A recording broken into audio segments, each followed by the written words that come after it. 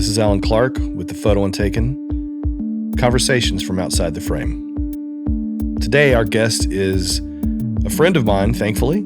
Over the last couple of years, I met Floyd Norman at the Story Conference here in Nashville. He was asked to speak at the conference, and he did such a fantastic job. The whole time he talked with Harris III, he drew different, characters for people in the audience. Somebody would stand up and they would request, hey, draw me, Shere Khan, or draw me, Mickey. And he would just be talking during the whole interview, the whole time, and he drew the whole time he talked. And that's kind of his life. He goes about 100 miles an hour. He's never stopped. He's always been in motion. Floyd Norman is 86 years old and is more in touch with technology than anybody I've seen at that age. And at the same time has such a respect for the old days, has a respect for how things started and how hard and difficult things were when he first started at Disney Animation Studios. He not only worked at Disney, but he also worked for Hanna-Barbera for a time. He also had a film studio with a friend of his named Leo Sullivan called Vignette Films. And they did work for the U.S. government. They did work for the Fat Albert Show. They did work for the original animation for Soul Train. It's crazy. He's had such a storied and amazing career as an animator. But, Floyd made the point to tell us that he's also a storyteller. That's what his job really, really was, even over animation, was just developing stories and talking about how to create, and mess and delve into script writing and things like that for the animated movies that he did work on. Floyd has worked on the original Jungle Book. He was the lead story on that. He worked on Monsters, Inc. He worked on Toy Story 2 and many other things for Pixar. He's worked for Pixar as well and is still working to this day. I love it. I love the fact that creators don't stop creating. That's one of my favorite themes, I think, is that we don't until we hit a wall. One of my favorite photographers in the whole world hit a wall, literally hit a wall, and that's when he stopped. That was the first time he'd ever stopped being a photographer. And that was Helmut Newton, of course. He was one of my favorite photographers and just an amazing person. Most creators just don't stop until the day they die. And that's kind of how we are. We don't stop until we're told to stop or just asked to stop or just plain old stop. And that's kind of what this life has been for not just me and other people that create, but for Floyd Norman as well. Floyd has been one of the people that you possibly didn't know, one of the main creators at Disney. But also, if you can check into this documentary that we've been talking about, The Animated Life, Floyd Norman's Animated Life movie, it's a fantastic documentary. We talk a little bit about it today, but just so excited to bring this interview and this episode to you on the Photo Untaken podcast. Today, I'm delighted to have one of my friends and one of the lead animators at Walt Disney for a number of years, Mr. Floyd Norman. Floyd, how are you doing today? I'm doing just fine. Happy to be here. And where are you presently parked right now? Are you in you're not in Burbank? I think you're in Glendale or somewhere close to there. Yeah, well, I'm in my my home here in Pasadena, California. Not all that far from the Walt Disney Studio. They are right down the road, pretty much a half hour's drive away, and I pretty much chose this location because of the proximity to the Walt Disney Studio, so I wouldn't have to have a 2-hour commute to work every day. So we are nearby. That's awesome. And you're able to drop Adrienne, your wife, off at work almost every day. I don't know if you're still doing that or not, but I know that, a while back on the movie, especially, she talked about you dropping her off for the last 15 years, but that's been a few years since that came out. So yeah. For the past year or so, we haven't been able to go to the studio, so we've been stuck here at home. That's right. Everybody's been kind of stuck at home. And that was one of the questions I had for you was, during the pandemic, I guess you've been doing a lot more, work from home, just like everybody else has. Right. And I think you took the time to honestly be nice to a lot of us and do commissions and drawings for other people that requested them. And I know that you got inundated with that, but tell me how that last year went for you with the pandemic. What happened for you? Well, it was, I mean, let's face it, when we were sent home in March for what we thought was going to be a 2 weeks away from work, turned out to be over a year. So the first few weeks and months were, I tell you, downright miserable because, nobody had, faced anything like this probably in their lives. I certainly don't recall anything like it. So even though I was in good health, thankfully, we stayed healthy. But the fact that we were sort of cut off and isolated, that was tough. And for a guy like me, and I like to be around people, I like to be around especially other creative people, share ideas and share our thoughts. Being isolated at home was frankly quite miserable. Yeah, Well, I can yeah, imagine. yeah. And over time, we get used to it as we put our technology into place, brought our computers home, linked up to our servers, linked up to each other using Zoom. And pretty soon we were in conversations with our friends and colleagues. Even though we couldn't do it in person, we did it over the internet. And so somehow we managed to pick up and carry on. And that's one of the big lessons we learned about the pandemic, that even though we were all stuck at home, the work went on. Like it didn't miss a beat. That included Disney's publishing department, and that included Disney's film and television departments. We did not miss a beat. The work still got done. Uh, even though everybody was, working remotely, the work went on. Well, thank you for fulfilling a lot of people's dreams and desires by drawing for them during this time because I know it was rough for a lot of people, and I know that you were doing commissions and things like that. But now Yeah. you're back to work, and there's no more time for that. So, what are you working on presently? What are some of the things you're working on? If you can talk about it, I don't know that you can talk about it, but Yeah. you can Well, give me a general idea. that's a bad thing about the kind of thing I do and working in development is there's so much that I'm doing that I can't talk about. I can hint and drop a little hints. I've got a new feature film that's going to be on our streaming service, Disney Plus, this fall. A new feature film that I've been working on the more than the past year, about the past 2 years almost. Been working on that, and that's completed. We just wrapped it up, and it'll be on Disney Plus in the fall. I'm working on developing some other things for television. Can't talk about those because we're still in early development. I've Also, I don't want to die. I don't want you to kill me because I don't want to know. You Yeah, know what I yeah. mean? Don't tell me. Yeah, Please but don't I'm tell me. I'm not mentioning anything that Right. that the public doesn't already know. And I Right. I, I had the opportunity to play a part in a live action feature film.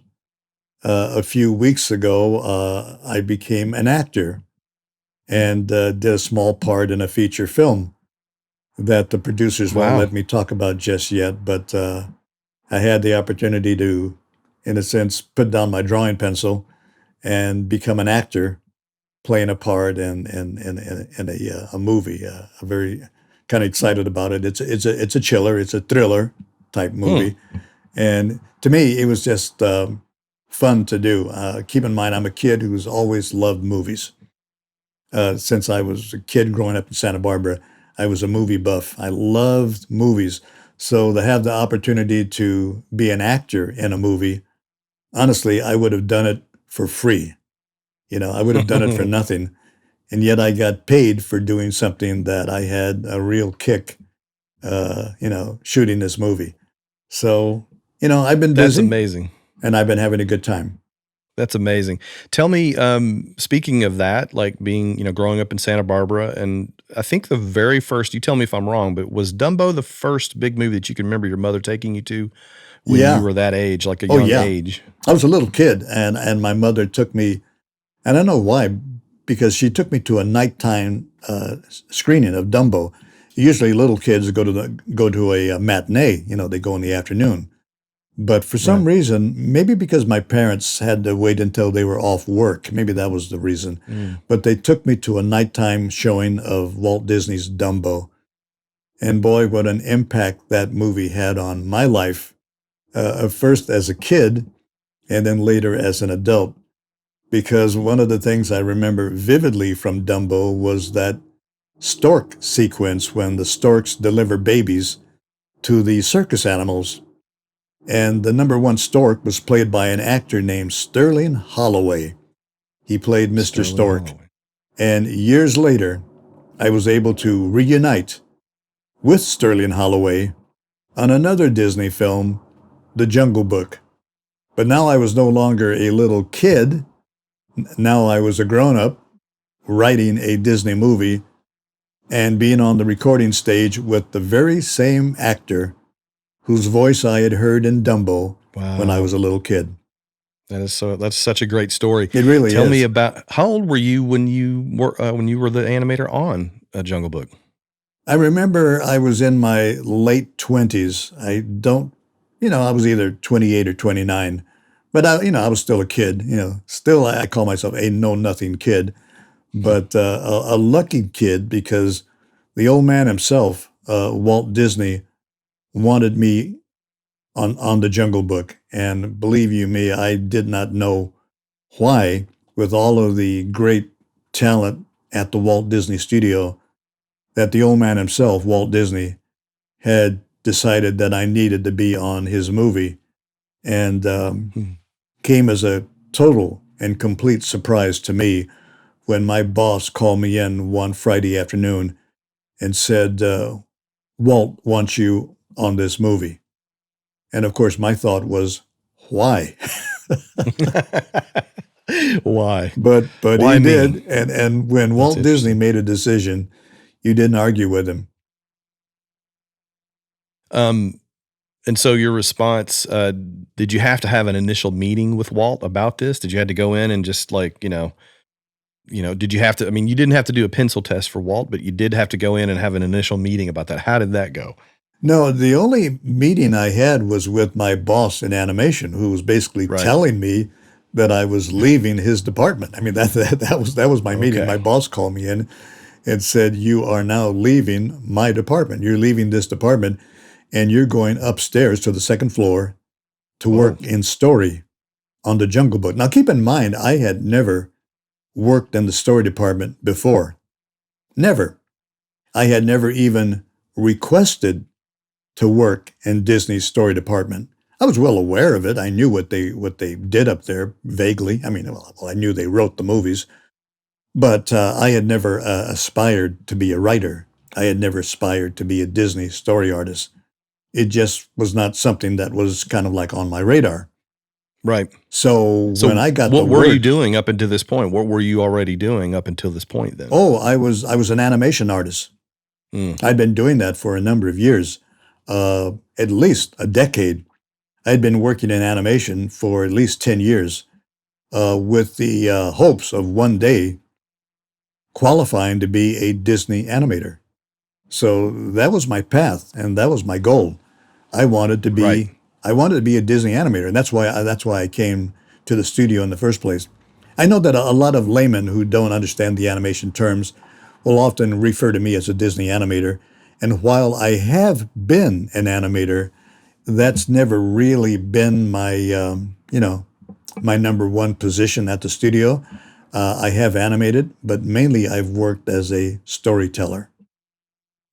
So I'm more a writer than an animator. Okay. Even though I know how to animate. Right. Yeah. Right. Well, tell me the difference between, because you're right, we don't know.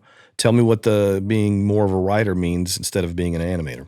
Okay. Well, I can use the live action analogy. A Disney storyman is more like a screenwriter. A Disney animator is more like an actor. So the story guys write the movie. The animators perform the movie. So the animators are the actors. They bring the characters to life. They do the performance. But our job is to write the movie. Right. Yeah. So tell me, we are the screenwriters of the animated film. Gotcha. Yeah. So tell me, from the Jungle Book then, some of the sequences that everyone's going to remember. Tell me about some of the parts of the sequences that were mainly you in Jungle Book that we would remember. Because I remember almost every single sequence from that. That is really interesting to me.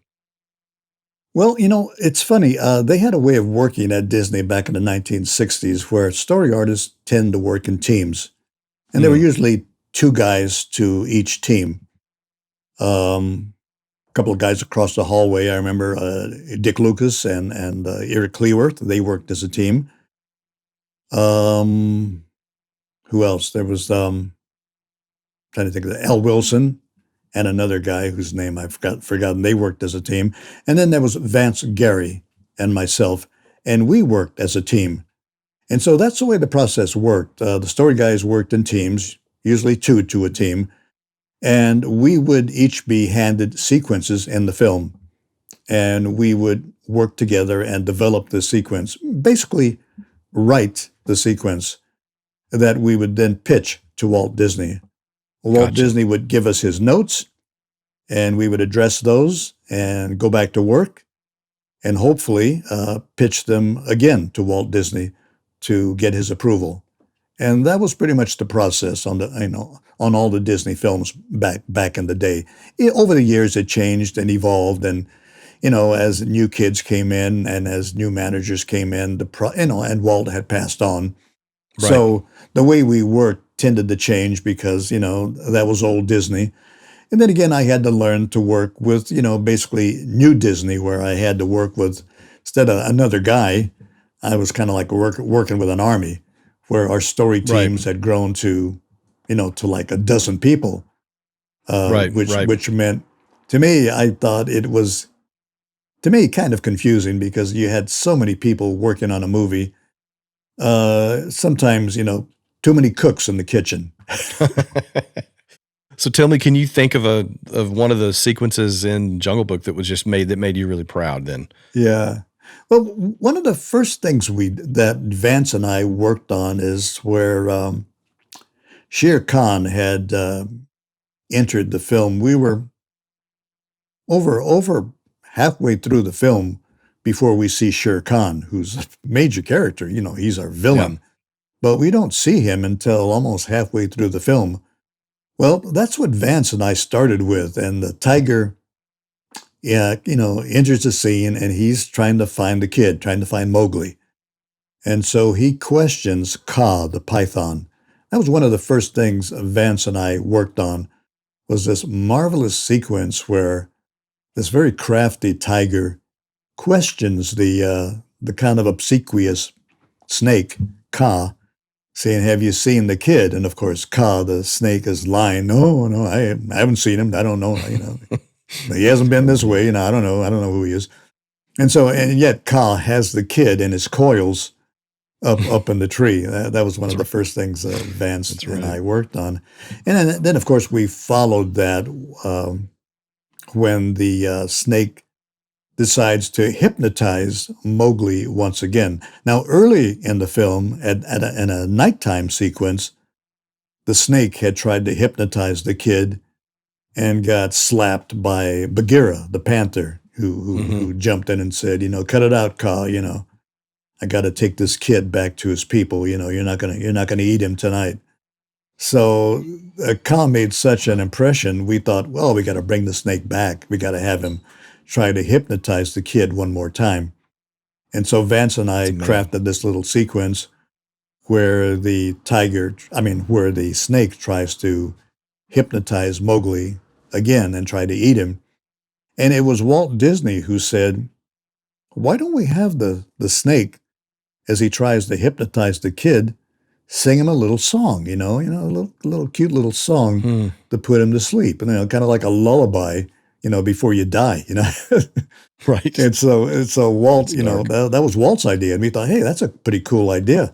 So that's when we called back Sterling Holloway and had him record the song "Trust in Me," which was written for us by Robert and Richard Sherman, and that's why I was on Soundstage A with Sterling as he recorded this cute little song, "Trust in Me."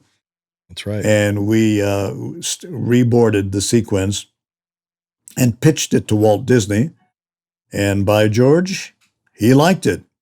Yeah. And gave us approval to put this thing into production, put it into animation, and let's do it.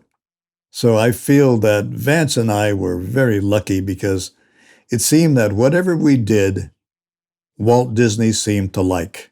So I don't know if we were brilliant storytellers or we were just darn lucky, but a lot of our sequences, we got the approval of the old man. And boy, we were, grateful for that. How much of this do you think was because you knew Walt and what he liked, and were you able to kind of, you know what I mean, create in the style or in the thought of something that your boss would love? Okay. Was it That's was a it something very like that? Was that ever a thought? that's a very important question. I mean, that's really good because this really gets to the heart of the matter. Bill Peet was one of Walt Disney's finest writers and storymen at the studio, had been with the Walt Disney Studio since the 1930s. Bill Peet was legendary, uh, very talented guy. I can't say that I knew Bill. I knew his work, of course, but I didn't know him because he was an older gentleman. I knew who he was, I knew his work. But I also knew that what he had done with his adaptation of Kipling, what he Mhm. had done did not please Walt Disney. And basically, Walt Disney pretty much hated Bill's version of the Jungle Book and didn't want to do it and wanted the film to be rewritten. And this was early in 1966, I think, when Walt basically said, I don't like this picture, don't like the way it's going, I want it rewritten. Bill Peet did not agree. Bill Peet walked out of the studio in disgust. He quit. Oh, And Walt said, start over. And people were asking, gee, I wonder what Walt Disney wants. Since he didn't like what Bill did, I wonder what he wants. Well, I had a pretty good idea of what Walt Disney wanted. I mean, to me, it seemed obvious. Having grown up as a kid, watching Disney movies, listening to Disney songs, reading Disney comic books and storybooks, I had a pretty good idea of what Walt Disney wanted in a movie. What he wanted was a Walt Disney movie. The answer to me just seemed obvious. yeah. He didn't like what Bill Peet had done because what Bill had given him was not a Disney movie. And that's what Walt wanted. And so when Vance and I got to work on rewriting the story, we said, well, we think we know what Walt wants. Right. He wants a Disney movie. He wants a movie that the characters are going to be lovable, not just likable, but lovable. He wants a movie that's going to make people laugh. It's going to give them a lot of fun. And he wants a movie that's going to touch people emotionally. It's going to make people cry. He wants a Walt Disney movie. Yeah. Yeah. And that was in Simple my as that. head. I just know that's what he wants. And Simple as that. That's what Bill didn't give him, and that's what he wants to see. Well, Disney had a way of kind of putting their twist on everything. If you go back and look at all the old like Grimm's fairy tales and Hans Christian Andersen and all those things, they would take the kind of the base story, Yeah. but they just kind of like make it like, because I mean, you go back and look at those stories, even lullabies, all of them, anything Yeah. written in the 1800s and previous, Yeah. is all dark and weird and sad and scary and frightening. And Walt must have seen that and been like, I don't want to present that to children. That's a horrible thing to tell a child before they go to bed.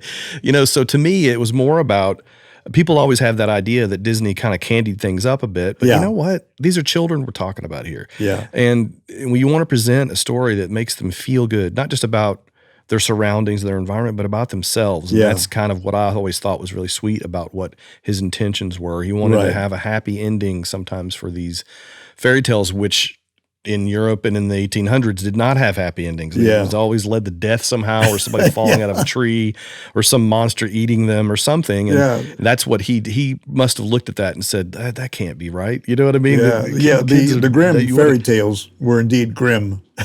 That's the reason why they've changed the vernacular to fit around something. When they say it's not very good, it's grim. Yeah. There was a reason for that. You know what I yeah, mean? So yeah. Walt must have said, no way, that's not going to be something I want to be involved with. And that's why he wanted these things to shape up a little bit. And You you bet. were a huge part of that. Yeah. And I think that's fantastic. That was a great call on that. And I think Yeah. you knew his heart and you knew what he liked. Yeah, and we got lambasted by the critics, often. Of course. Because they claimed that our films were being Disneyfied.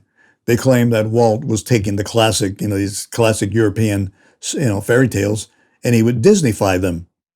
Well, yeah. Well, I guess that's what he was doing. Walt was taking these stories and putting his own Disney spin on these stories because, after all, we were making films. This is a commercial enterprise, after all. We were trying to sell these European stories to a brand new audience.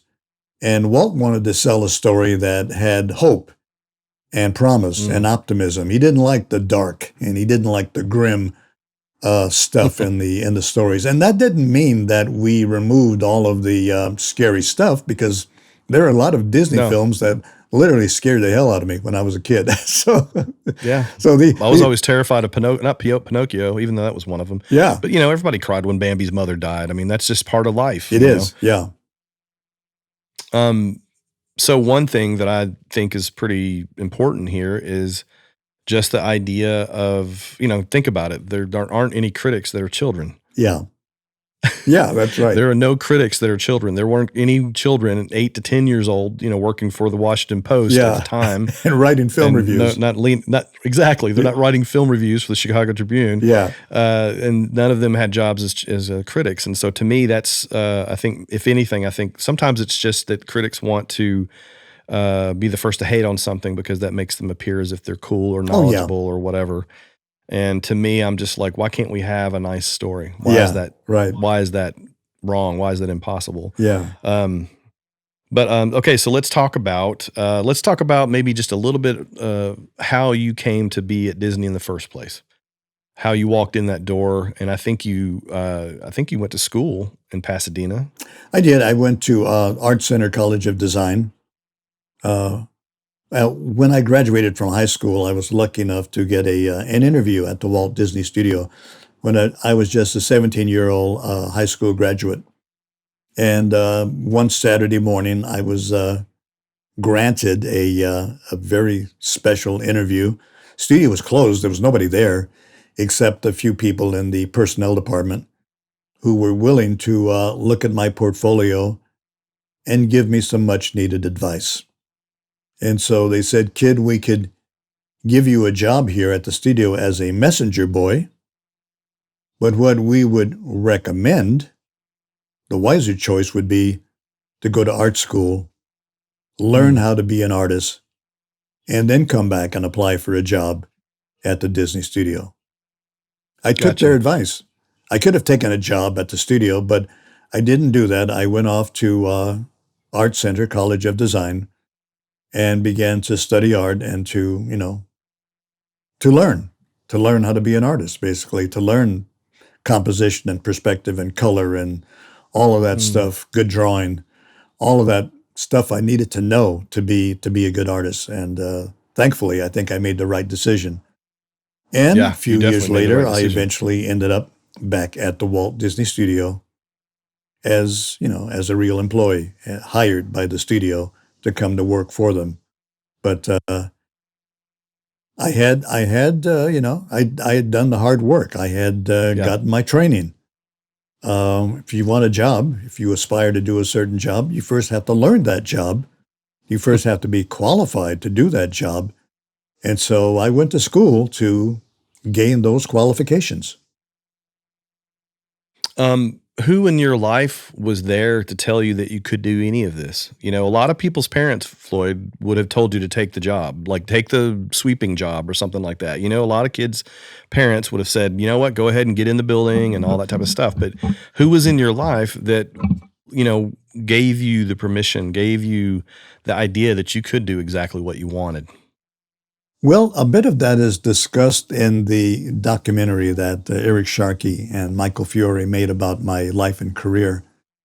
And one of the key points in that documentary was the fact that I was lucky enough to have been born in Santa Barbara, California.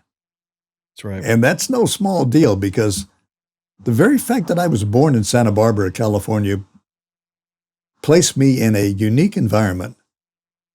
Santa Barbara was a creative community, a community that not only enjoyed, but they celebrated the arts. Now, you know what that meant?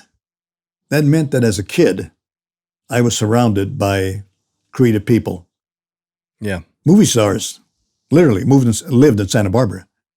Wow. Film directors, screenwriters, composers, choreographers, all lived in nearby Santa Barbara, Montecito.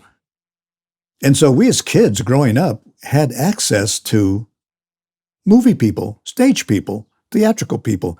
It was kind of like a normal thing with us. And so when we said as kids, and there were many of us who aspired to a show business career, who wanted to be writers, who wanted to be actors, who wanted to be dancers, who wanted to be animators, when we said, this is what we want to do, we weren't talked out of it and said, oh, kid, what a dumb idea. You ought to go off to school and get a real job. Be a lawyer, be an accountant, be a doctor, get a real job. No, we were encouraged. We were not discouraged. We weren't told we were crazy because we wanted to be an actor. We weren't told we were nuts because we wanted to be an animator. We were told, go for it. Do it. That's a great idea, kid. Go be a director. And so guess what happened? Some of us from Santa Barbara High School did just that. We became screenwriters. We became directors. We became actors. And I became an animation artist at the Walt Disney Studio because nobody told me that I couldn't do it. Nobody told me that was a dumb idea. Everybody encouraged me to follow my dream. And I know that a lot of kids were probably who maybe had a similar dream, were probably told by their parents and grandparents and friends and family, they were probably told they were nuts. They were probably told they were crazy. You want to go to Hollywood and be an actor? You're out of your mind. You're nuts, kid. Right. You better go to college and learn how to do something and get a real job. Down at the mill. That's right. Yeah, that's right. But you have to kind of have something with you when you show up. Opportunity is going to take you only so far. Yeah, you've got to have the will to work. You've got to have some talent. And if you guys haven't seen this documentary that Floyd is referring to, it's called Floyd Norman, An Animated Life. It's a wonderful documentary, not just about Floyd's life, which is absolutely amazing and remarkable, but it's also about what he's saying. It's the permission, the ability to just be around a community that said yes, because that's a huge, huge thing. And I know that that's a lot of what goes into us as creators. We have a hard time sometimes because we don't give ourselves permission. We don't think that we can do something. Our confidence is in shambles and that type of stuff. And you really realize that you've got to work on that first and have that in place first, because that's going to either get you in the door or sustain you once you're there. Right. And that documentary that you're referring to, I love. Your family, Floyd, actually came from the South. They came from Mississippi. Right. But that somebody, I believe it was your aunt, right, said, hey, I've found the promised land. You guys have got to come to Santa Barbara. And that was kind of how this started to begin with. Yeah. Very true. Very true. My Aunt Esther was the first to visit Santa Barbara and basically spread the word that I found this great little town in Southern California that has just perfect weather all year round and is just kind of like a Pacific paradise, almost kind of like an American version of the Riviera, with the beautiful mountains and the seashore and the ideal climate. And she said, just Santa Barbara is just a beautiful little town.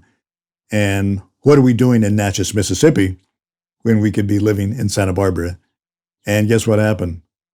Pretty much my whole family, pretty much the entire family, packed up, left the South, and headed to California and Santa Barbara, California. Wow. Talk about changing your life. Indeed. Your life could have turned out very different had you stayed or gone to any different place. Totally, yeah. A lot of people from the South actually would go towards Chicago, and that's just so smart that she's like, no way, let's get even better than Chicago. Yeah. Let's go to Santa Barbara. And she ended up in Santa Barbara. That's wonderful. And I believe that's where you actually saw Dumbo, was in Santa Barbara at the movie theater. That's correct. Right. Okay. So let's cut to you've had a career going now at Disney on and off, I believe, because you went away from Disney for a few years during that 10-year period before you got onto the Jungle Book. But then tell me about the animation company you started with Leo? Yeah, well, that would be Vignette Films Incorporated, basically a name that I made up myself because I thought, well, if I ever had a movie company, if I ever had my own film company, what what would I call it? I wondered. And I kind of liked the idea of vignette. It's a design term that graphic designers often speak about, a page being a bleed or a vignette, but I just liked the sound of it. And so, but it was just kind of like my own personal fantasy. But my partner Leo he's an odd dude. He thought, why don't we really just start our own company? Hmm. And of course, none of us knew anything about starting our own business. You know, we had no business training, no business expertise. It was just something Leo thought we should do.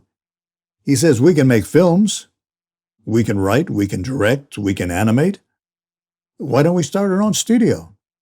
So lo and behold, the way crazy young men would do these things, we quit our jobs and launched our own production company back in the 1960s.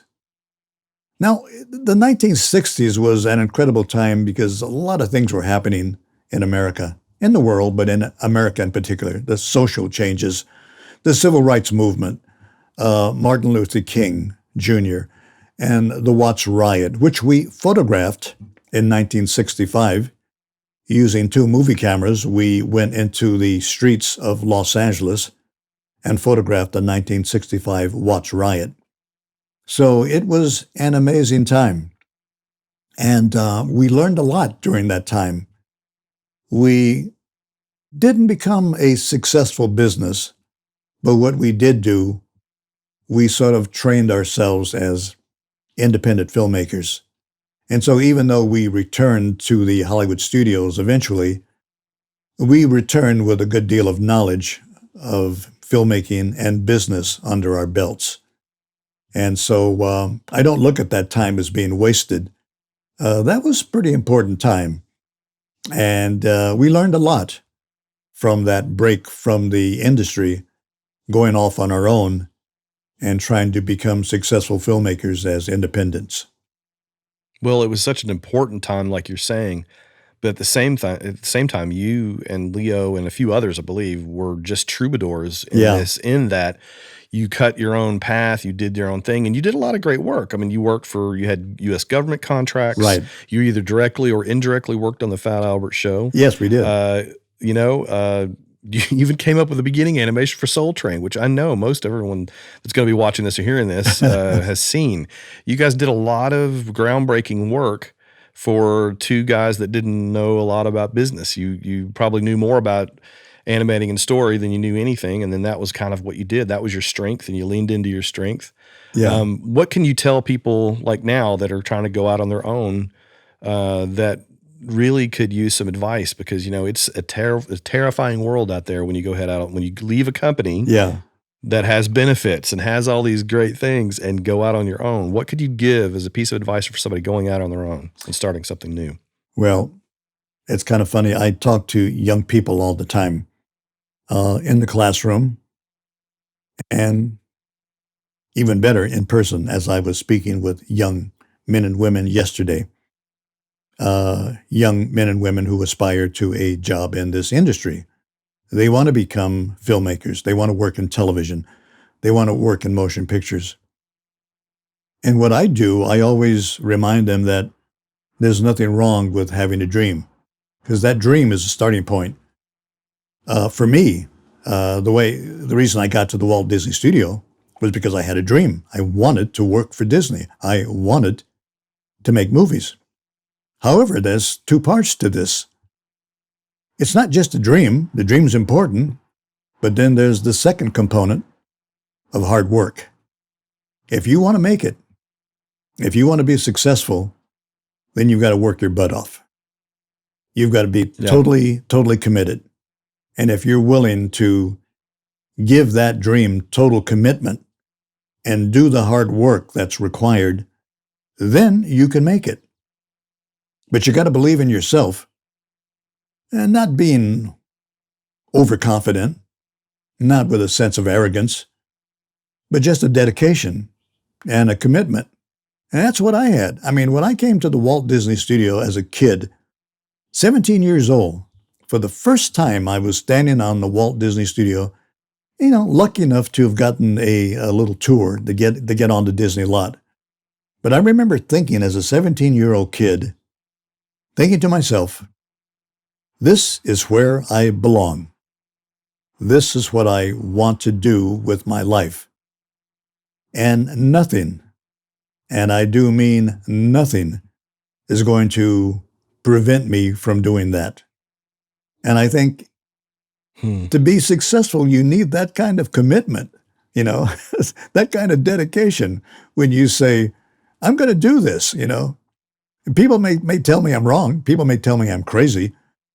But I'm going to do this because, this is what I want. This is what I'm committed to. It's funny that you would use the word commitment because I believe as creators, and honestly now in this day and age, I think a lot of us have a hard time committing to one thing. A lot of us have trouble with committing to this one thing. We got to do 5 things. We got to do 7 things. And to me, I think, yes, that's versatile. I love versatility. Don't get me wrong. Yeah. But at the same time, that also divides up your commitment.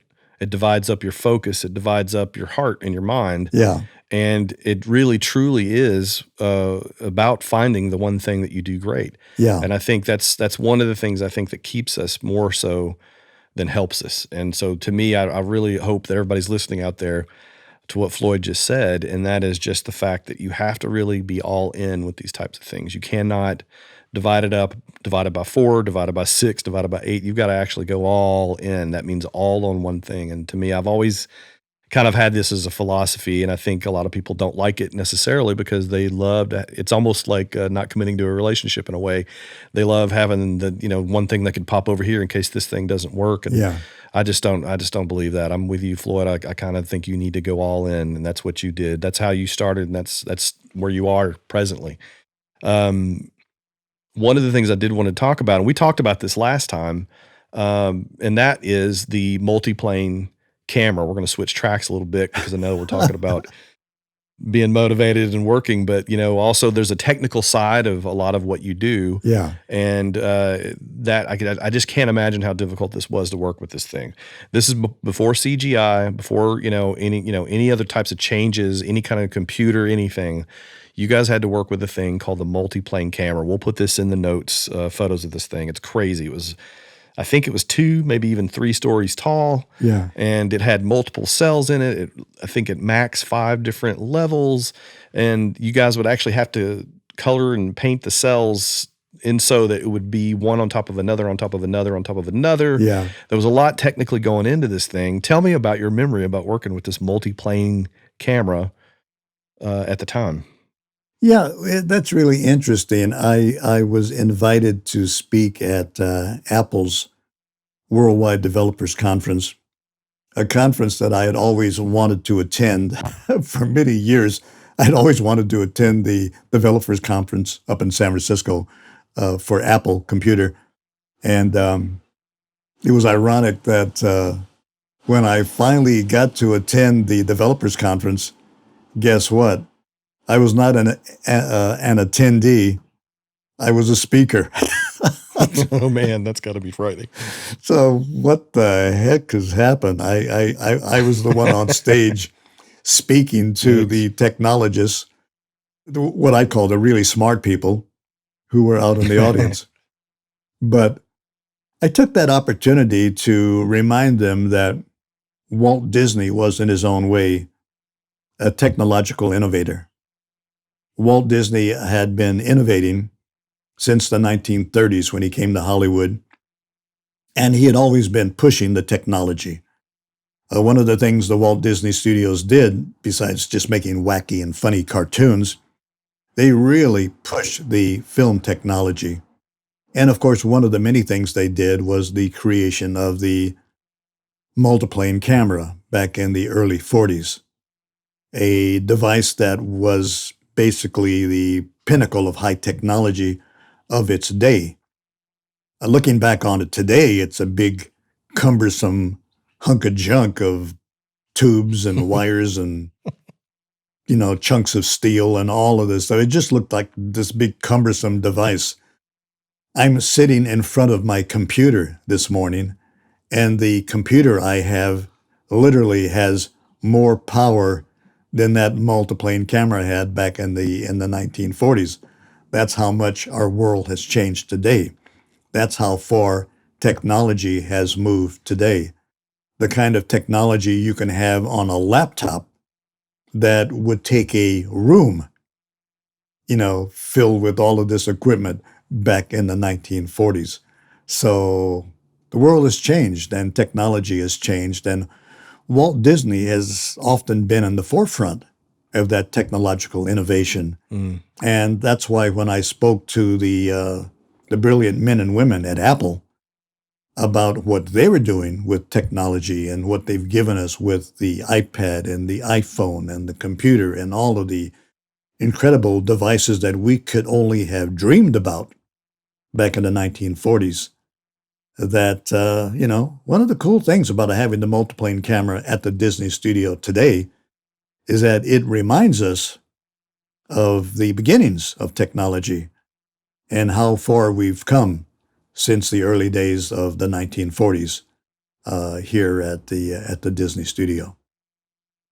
Last week, I believe you celebrated your birthday. Yeah. How old are you now, Floyd? I turned 86 years of age, and that's because I was born in 1935. It's on my cap here. That's funny. Born in 1935. He's been wearing this hat. I've seen so he's I had posts about turned this 86. 86. Now, do you guys know of an 86-year-old that can both talk about a Disney multiplane camera and the way they used to do things, and also about Procreate and an iPad or, whatever types of programs you're using to do animation today? Yeah. I don't know of anyone. Marcus and I were talking about this earlier. We at the time, we couldn't get either of our fathers to work a telephone, much less an Apple computer. Yeah. And to me, I think that's one of the most fascinating things about you, Floyd, is that you have embraced both new and old technologies together, and you've seen them both. And I myself have seen when I made the transition from film to digital, and it's just, sometimes I think it's one of my favorite jokes that Bill Murray said on Groundhog Day. It's not that because she thought that he was God, and he just basically said, you know what, maybe God's not, just omnipresent, omnipotent. He's just been around forever. Yeah.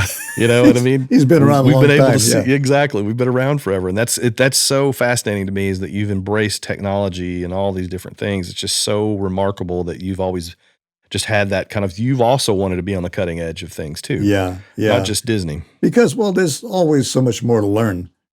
And I think one of the things about old people getting old is they think they know everything. Well, the truth is they don't. Yeah, when you're old, you know a lot. Funny. But a lot doesn't mean you know everything. And so there's a whole lot more to learn. And so the way I've always approached life is I've got a lot more to learn. And I tell my students that I'm not the master, I'm the apprentice. Because I'm still learning, and because I have much to learn. I don't know it all, and I don't ever pretend to know it all. I've got a lot to learn. And 86 may seem old to you, but it's not that old to me. I think that's a choice. I think you've chosen to have the heart and mind of a child, Yeah. In a way, and just always keep that joy and curiosity. Yeah. And wonder that a lot of us have lost. I don't know what we do with it. I don't know why we decide to do this, but that is a choice, and you have to wake up each day, each week to choose that. And that's what's been so amazing to me, is to see a person that, your age is telling me this, but the way you are, the way you act, the way I've seen you around others is telling me a completely different story. That's something that I've always found fascinating about you, and I hope I can aspire to be the same way. When I get to your age or beyond, you know what I mean? So thank you for just being like that. There's so few people like this. I've got people my age in my high school group, and it seems like all they want do is watch the television shows and go to bed. And it's Yeah, just so yeah. boring to me. I know, I know, It's just so boring. that's one of the things that keeps you young is basically having the mind of a child. And while it's true that our bodies grow older, we can't disagree with that. We do get older, we do age, but it doesn't mean that your mind has to get old. It doesn't mean you have to stop being excited by life or learning new things. This is what keeps you young, and this is what makes you realize that in many ways you are young because you don't know everything and you've got so much more to learn. So Yeah, that absolutely. having that attitude keeps you young. Absolutely. Yeah. Can you remember anything that I'm thinking back and I'm thinking about all the times that you were able to spend around Walt, the old man, as you call him. Yeah, the old man.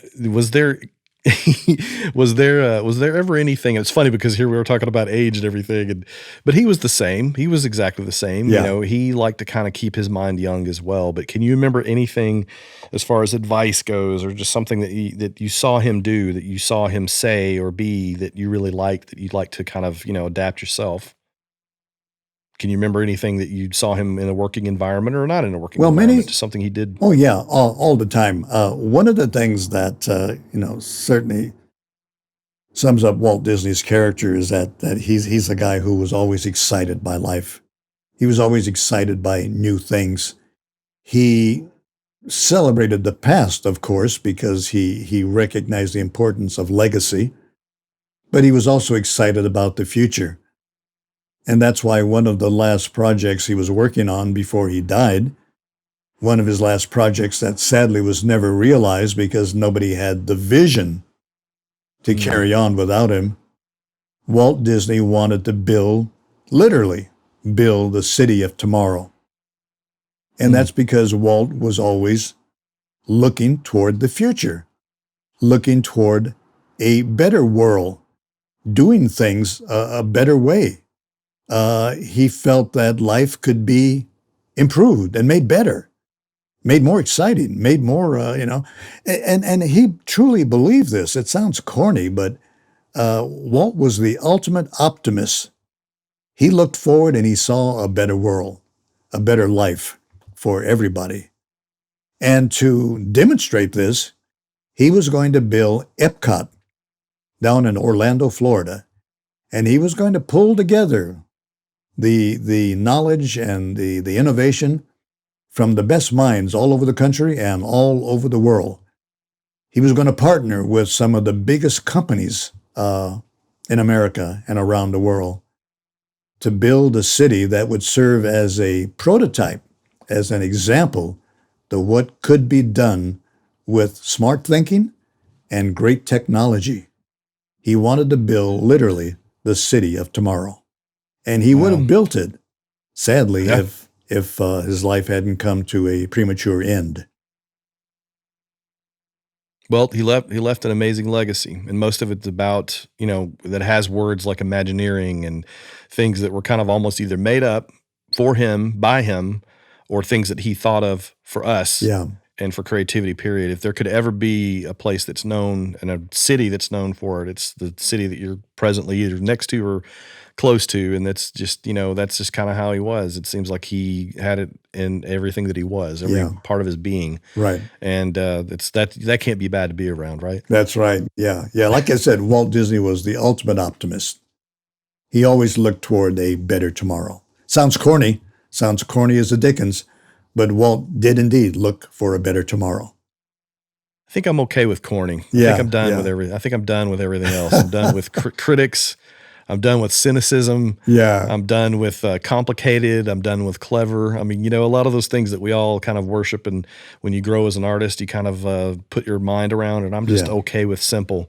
And I'm okay with romance and fairy tales and positivity. I think we're all having to come around, back around to that. This has been an amazing time just to be able to spend with you today. We don't have to end it right now, but I did want to talk about, before we ended, what's next, what's happening. I know that there's a lot that you can talk about, a lot that you can't, but like what's kind of coming down the pike for you?